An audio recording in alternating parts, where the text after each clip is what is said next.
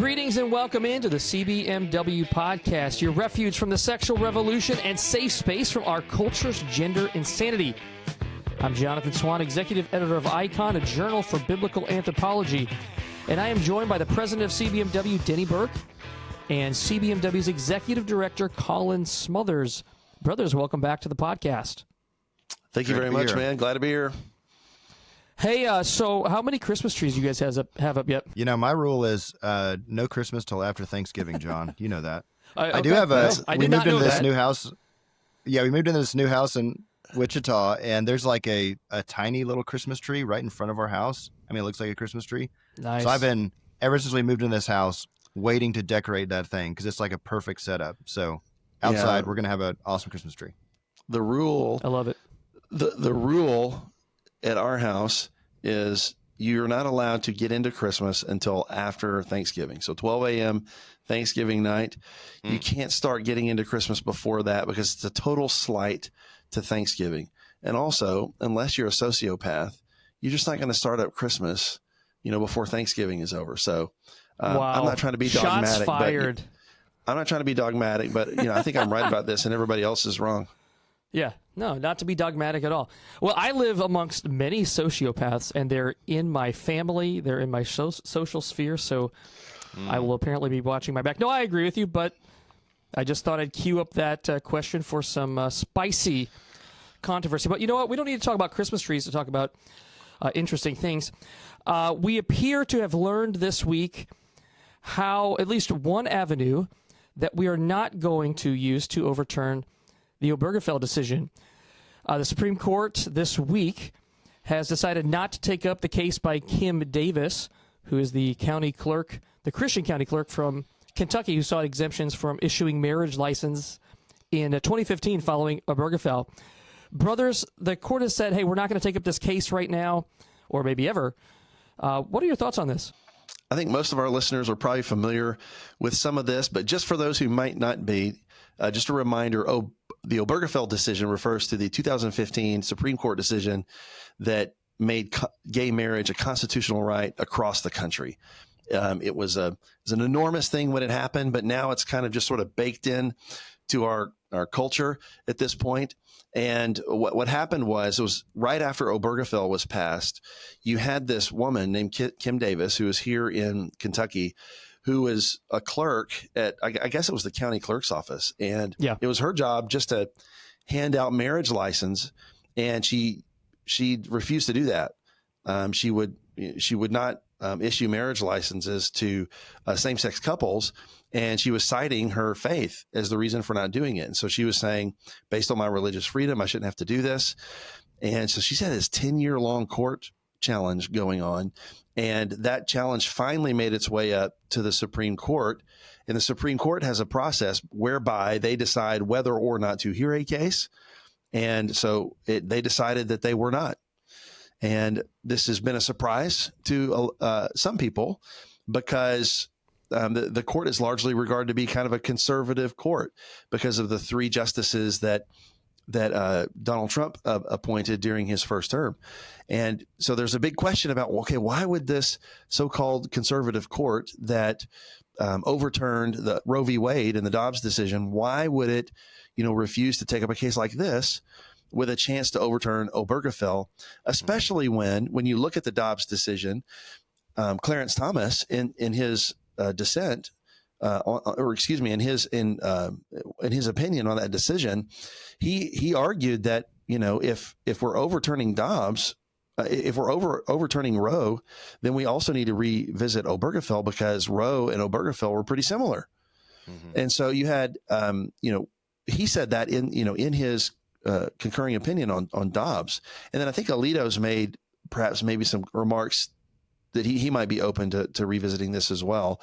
And so why would they do that? Because it takes four of them to vote to take up the case so that it can be, they can hear all the oral arguments and then they can decide how they're going to rule on it. It only takes 4 justices and they didn't get one as far as I understand it. So the question was why did that happen?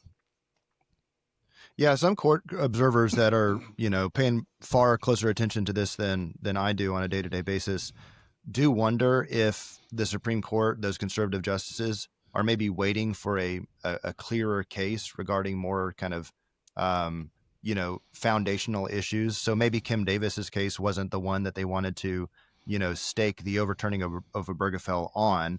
And we should note that this was an unsigned opinion, so we're really not sure exactly who was on and who was off, this kind of thing. But in the run up to this non-decision, the decision not to take up this case, I did listen. I don't know if you guys caught that podcast with Ross Douthat, where he was interviewing Justice Amy Coney Barrett, and he was talking to her about, judicial practice and, ideology that forms the basis of how she makes decisions. And they did sort of allude to Obergefell and whether or not, she would be willing to take it up. She was very non-committal, trying to be impartial, these kinds of things on the, on the podcast. But one thing she did sort of allude to is the fact that some of these cases become so ingrained in national life, sort of the way that America becomes, such that to overturn, a decision like Obergefell would be to upset all kinds of, social interaction, social situations. And I was reading a New York Times article on this refusal to actually take up this case. And they mentioned that in the past 10 years, get this, the number of same-sex couples in the United States has doubled. So now we're at 774,000 same-sex couples in the United States. And it seemed like Amy Coney Barrett was alluding to that fact. And she's like, well, if we were to overturn this, look at how many lives would be upset. That's not the kind of thing that makes a conservative happy, right? We want people to be thinking about, these justices to thinking about what is righteous, what is good, what is true, what is best for families, what is best for children, for societal flourishing. And we don't want to be looking at polls and data to make that decision. One other poll I'll point to is the Gallup one that sort of was released around the same time. And it showed a massive disparity in approval for same-sex marriage. The Democratic Party, as of this year, is at 88% support for gay marriage, whereas the Republican Party, their support has fallen to 41%, the lowest point since Obergefell was actually passed. So it peaked at like 55%. So a majority of Republicans in 2021 were supportive of same-sex marriage. Now that number is down to 41%. So what we're seeing is the parties and the country, right and left, really diverging on this issue. And it'll be interesting to see what that does in the future. It's, it's really kind of rich to say, and I saw some people making the same argument that, well, it's too ensconced in our national life to change it at this point. And I want to say, how could anything have been more ensconced than traditional marriage for the entire history of the country? Like, this is a very new thing. Most people, their historical perspective doesn't go past the end of their nose. And it's like America didn't exist with the definition of marriage before 2015. I mean, come on. So this is the new thing. The new thing is the gay marriage. For the vast majority of our history, we had a very settled view on what marriage was all about. And this is a very new thing. So it's a little rich for them to come back and say, oh, no, it's too settled now. We can't change anything now. That's just, I'm not buying that. Whereas Obama himself ran in his first term on the platform of traditional marriage. Like, that's how new this thing is in America. And so people are, absolutely have historical amnesia. Maybe I can provide some sunshine and lollipops here. I've not actually heard the Douthat Barrett interview, but I still am of the persuasion that the time is now for this kind of thing, given the makeup of our court. So Amy Coney Barrett may have made those comments, and I can see her saying, it's very entrenched. And then once they get in here oral arguments, if and when it gets to that point, she decides to do the right thing. But, I'm still hopeful with these kind of public statements that you hear from a guy like Justice Thomas, who, even in 2020, when they rejected this Kim Davis case before, the very first line of their rejection was, the court read a right to same-sex marriage into the 14th Amendment, even though that right is nowhere found in the text. That's his starting point of, hey, we're not taking this case, but let me just explain what I'm thinking here. And then he says this to explain their denial of taking up that case. This petition implicates important questions about the scope of our decision in Obergefell, but it does not clearly present them. In other words, I really do believe that this is a situation where right now we probably have a pretty good court for this, but we just have the wrong case. And I don't know people behind the scenes, and I don't understand the process completely, but you do need a really clear-cut case that asks the right questions in the right way. And so I'm hopeful that we can get that. Hopefully it doesn't take 50 years like the Roe decision. Yeah, surely this isn't the end of it. But, I mean, the fact that you did have so many justices willing to overturn Roe means that it's hard for me to imagine that if they're willing to do that they wouldn't on That's any right. They wouldn't revisit this, despite what they're saying in public. They often hold their cards close to their vest. And so it's hard to know what they're thinking on it. I'm kind of hoping, and, initially I was disappointed, but then I heard we're not legal analysts here. Okay. We're CBMW. We have a moral interest in all of this. So I'm sitting here in the cheap seats, giving you, please, everybody out there listening, I'm not a lawyer. We're not giving legal advice. This is not legal advice. No, but so I'm actually telling you what I'm cheering for. What I'm cheering for is that they're just looking for a case with better facts. And we do know of some of those developing. I mean, we're aware of other conservative organizations that are definitely kind of running that playbook all the way. They're invested in it. Again, trying to reach the Supreme Court. So this isn't the end of the story. So we shouldn't see this as a permanent setback. It might not be the outcome we wanted in this time now, but there's still a lot of baseball to play. Hey, let me give some good news here. The International Olympic Committee has recently discovered that men have physical advantages over women. Did you guys hear of this? Yes. I only came to that conclusion after reading this, 50-page report and years-long scientific study. Only then was I confident to really commit to the fact that men are different than women. I mean, I'm so thankful for this researcher that spent all this time, this money to figure that out. But kudos. Did they publish a report? I didn't actually see it. It was cited. I didn't read the report, but they did cite this researcher. Yeah. Colin, you're going to have to tell everybody you had the best sort of response to this yesterday. It was so good that even Elon Musk liked your tweet. That's true. I just want this on the podcast that Elon Musk liked Colin's. If there's a way yesterday for me to flash up this Far Side comic, I would do it. But go, if you're listening to this podcast, go look it up. It's my favorite Far Side comic or a comic strip I've read. And what it is this picture of these two cavemen, and they've constructed a massive microscope, and they've got a woolly mammoth up under it, and they're looking at this woolly mammoth. There it is. Denny's put it up there. And so this caveman is looking through this microscope. He's examining this woolly mammoth, and his conclusion is it's a mammoth. And it says early microscopes. And so, I replied to this Far Side, strip in response to Elon Musk, who, was tweeting out the story. I think it was a Daily Mail link to the fact that the Olympic Committee has decided that men should not compete against women because men have a biological advantage against women. And so therefore they're going to, I know, right? Breaking Trust news. the science. This is what we call natural law finding a way. Men can jump farther than women. Men can run faster than women. Men can throw things further than women. I mean, the Olympic Committee, they did their study and they concluded that actually is true. And so Elon Musk had posted that out with an emoji of a brain exploding, which, is his way of saying no duh. And so I replied that, with that Far Side, and it still is getting a ton of views and clicks. And Elon Musk himself did. I think it was my first ever.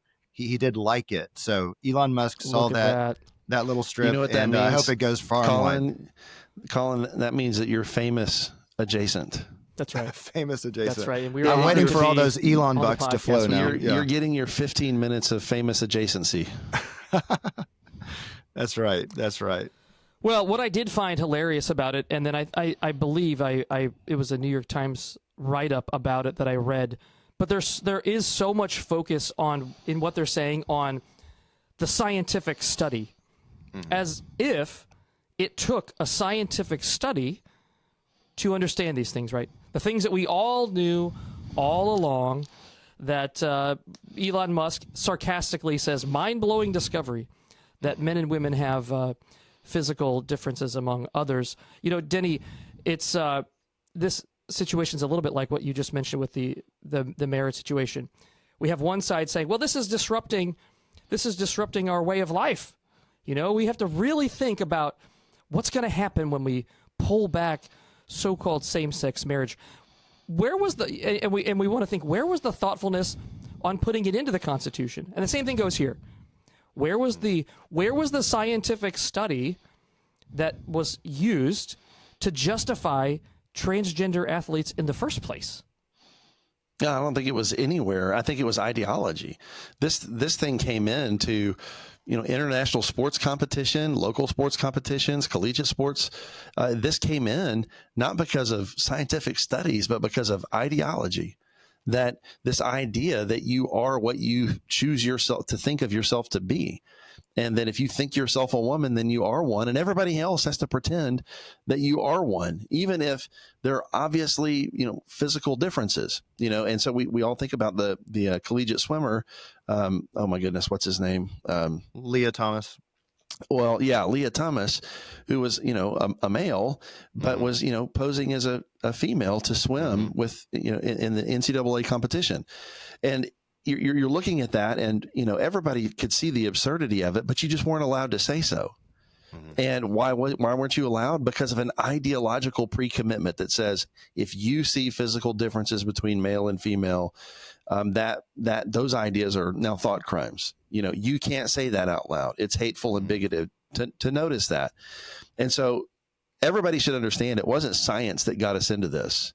And it's not really science that's going to get us out. It's going to be the natural law, right? And just common sense, because you don't have to do some kind of far-reaching study with, 50,000 plus participants to understand that men and women are different. They have reproductive systems that cause their bodies to form differently after puberty, causes men to have thicker bone mass and causes them to have bigger muscles. And so they're faster and stronger, and women don't have that.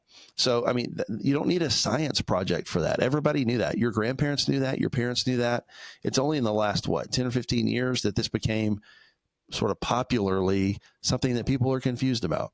But I think common sense is prevailing here, because it's not like the IOC is some kind of a conservative organization, right? I think you're seeing enough pushback across the spectrum of ideological opinion that now some of these sports groups are having to recognize this and retreat.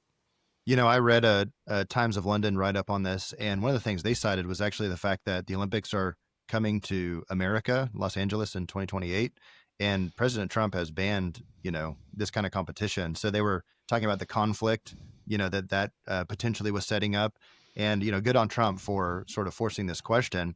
But I thought one of the quotes from the IOC, one of the members, was really telling. So he was talking about, this report. He said this report was very scientific, factual, and an unemotional presentation, which quite clearly laid out the evidence. I think that actually is sort of a tell, like how much of this has been just driven, like you said, by Denny, by ideology, but also just hysterics and emotion and sort of this kind of untethered empathy, instead of looking at, no, men and women are different. Their genetics are different. The biology is different. And this does make a difference. And it's not mean to say so. That's not me being hateful, but that was definitely the card that everybody was labeling anyone who opposed this kind of thing for the past 5-6 years. And so I loved it that this person said, well, this person came in and they were unemotional in their presentation of the facts. It's like, get the emotions out of there. Let's talk about the facts. And the facts prevailed in this case. Yeah, I have a hard time thinking that this decision was purely the result of what so many of us have termed the vibe shift. Very thankful for all that's happening in our culture through the vibe shift. But I really do believe that Donald Trump's executive orders, that that array of memos he penned, are having an influence. This is maybe one of them. The New York Times mentioned the same thing, sort of buried in near the end of the article as to what's going on here. We didn't, as we've talked about, we didn't just discover these truths, but there's this real practical reality that the Olympics in 2028 are going to be held in a country whose president is against transgender athletes, by law, by order, however you want to term it. And so we, each of us, according to our own station, we need to teach our children these things, teach them diligently. As pastors, we disciple our people. As citizens, we need to seek justice and do good. All of these things have their effect. We should applaud them and just continue to teach these truths and see what effect the Lord might have through his grace in our society. All right, brothers, well, thank you so much for joining me today. To our listeners, you can learn more about our ministry at cbmw.org.